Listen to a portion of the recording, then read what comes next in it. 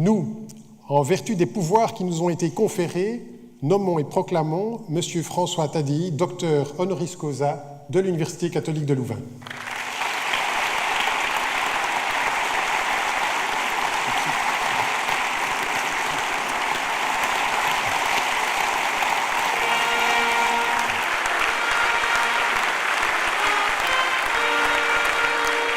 La crise avait commencé en Chine au moment où on se parlait à l'époque, mais ça nous paraissait très loin. La progression exponentielle de l'épidémie nous oblige à nous réinventer de plein de manières. Ça oblige certainement de réinventer notre manière de penser notre interdépendance, qui oblige à repenser nos vulnérabilités individuelles et collectives, et même globales aujourd'hui. On voit bien que notre société planétaire est menacée par ce virus, et ça oblige à repenser les manières d'apprendre à prendre soin de soi, de prendre soin des autres, de prendre soin de la planète. Peut-être que ça nous oblige à nous réinventer et à prendre conscience des défis qui sont devant nous, qui incluent ce défi-là, mais aussi les défis climatiques, les défis environnementaux ou sociétaux. Le virus se propage par les interactions entre les humains.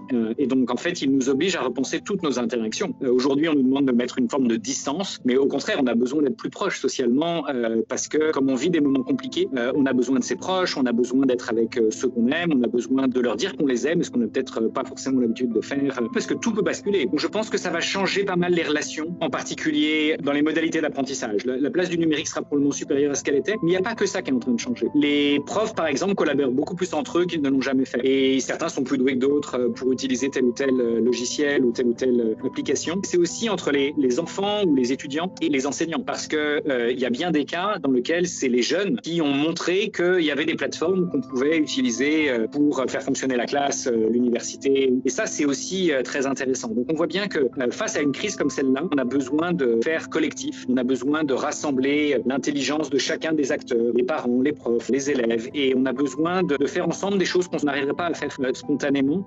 On se rend bien compte que le modèle précédent ne fonctionne pas. Cette idée fondamentale qu'on a besoin d'ouverture, de partage des données, de partage d'informations, de partage de connaissances et de partage de solutions finit par s'imposer. On en sentait les prémices au préalable, mais aujourd'hui, plus personne ne peut nier qu'on a besoin d'apprendre à faire face par d'autres méthodes que celles qui prévalaient au XXe siècle. Donc il faut qu'on invente des modalités horizontales, il faut inventer des formes d'intelligence collective, il faut créer des manières et des plateformes pour partager les idées, et on voit bien que ça coûte pas grand-chose de partager. Donc le ratio coût-bénéfice du partage et de l'open education, de l'open source plus généralement, que ce soit dans le domaine de l'éducation, dans le domaine des technologies ou dans le domaine de la santé, devient une évidence. En tant qu'individu, très honnêtement, les humains sont pas très intelligents. Mais collectivement, on arrive parfois à faire des choses qu'on n'arriverait pas à faire seul. Comment faire face à une épidémie qui arrive et qui bouscule complètement nos habitudes? On a besoin de se réinventer. Et le faire collectivement, ça va plus vite et puis ça permet de prendre en compte plus de dimensions. Et donc, en fait, c'est la seule vraie solution. Il n'y a pas de président de la planète éclairé qui pourrait nous sauver tous d'un coup de baguette magique. On voit bien que les solutions ne peuvent venir que du collectif.